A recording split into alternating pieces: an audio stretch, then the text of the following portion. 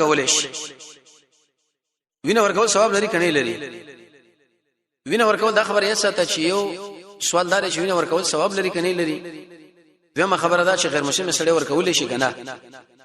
نو غیر مسلم دوه طریقې یو د شي حربي دی حربي سمانه د اسلام سره وړغره دی د شي انسان له بوینه نه ورکای ځکه داغه وجل پکاره ته چې وینه ورکړه خو د نور ژوند دی کی او نور شکل دی نور لوینه ورکړه نو عالم بده باندې لیکل کړي دي چې دا مسلمانې دومره اجر ته وګټلو لکه دا ټول دنیا چې تار ژوند دی کړه دغه ډېر ثواب دی به هر ثواب دی سړی کولی شي بدعت کوون کې به د قیامت ورځ باندې د جهنميانو سپه دا حدیث دا یو عالم قول دی اخون دروازه ورته ویل شي اخو څه کوي چې کله یو شی دیني درس رواج د خلکو بریدین کړه دنه کړي دی به تور مثال مړې ژوند دی وش بعضی کارونه د حرکتونو شروع کی چې هغه قرآن کې نو سنت کې لکه دا ولې به موږ له معلومات دي چې دا شی اسلام کې نشته خو څوک مجبوریت دي رسم او رواج دي رسول الله فرمایي ودا کارونه چې ارڅو کوي د دې انسان نه دعوت نه جهاد نه دعا نه منځ نه روزه یو عمل د الله دربار کې قبليږي نه دا څومره خطرناک خبره عائشہ رضی الله عنها فرمایي وشکل یو دین یو عمل د محمد رسول الله نقل نه او دا شاده عمل کوي دي سړي دا ګمان دي نعوذ بالله من ذلک چې رسول الله د اسلام سره خیانت او جفا کړی دا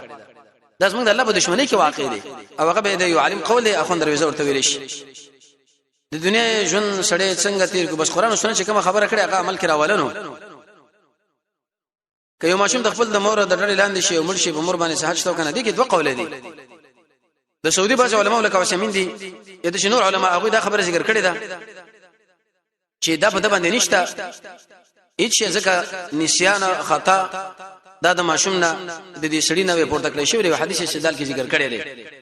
ولې په بل طرف باندې ډېر درې د علماء راجمه کړي دي چې په دې زنانه باندې دوه میاشتې روزي دی او پر لبسي خاص کر ډریور سو په گاډي باندې والو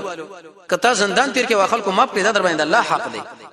او دا په پر لبسي نشي لیکن کبه دې کې کوم مرز در باندې زنانه باندې راغی په سړی نو چې مرز تیر شي شلو شي د نیولې دی بل چې بیا ته نشي وشته باغ حسابيږي دا دوه میاشتې روزي ابل ورځ مشکاته جلدی ثاني کې دا درس موږ د ملګرو لویلي دا دوه قوله ذکر کړی چې کوم قول دا خبره ذکر کړي چې هیڅ په نشه دا خبره غیر صحیح ده بلکې دا بد الله د خونه نیولې کېږي نه ارچه کفاره دا غبای سړی ورکی نو دوه مشه روزي دی پر لبسي بدعتي شرن قران کریم زکول څنګه دا حرام نه ناروا ده العلم دين دا علم دین د فنذروا عمن تاخذون دینکم تاسو ګره د دین د چانه اخلي قانون درجه څو د چا سره ملګرتوب کوي اهل علم فرمای دا تبع دی بل نغلا کوي غلا دا معنی ته په ځمانه پوه نه دا ټول عادتونه پتا کې راغلي او چې کم سړی قائل دی وین کړي د اثر په دلانه مخاطبینو باندې پروژي نو لہذا د انسان د دین زده کول ناروا دي د سړی خوای کې نسل ناروا دي بلکې د سړی سره د الله د رضا لپاره دښمنی پکار ده امام شاطبی احتشام کې لیکلي چې د خلک په کومه لار باندې رواني ځان ته ساته لار جدا کا وجدارا کته د خپل بدعت وانړي نو کې د حساب دین کې تعالی شک پیدا کی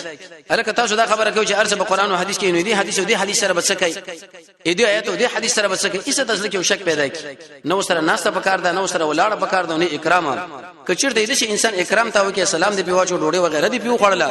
نو احادیث کې راځي تا دومره لوی جرم وکي لکه رسول الله فرمایي چې د اسلام جرړه تا وسته د الله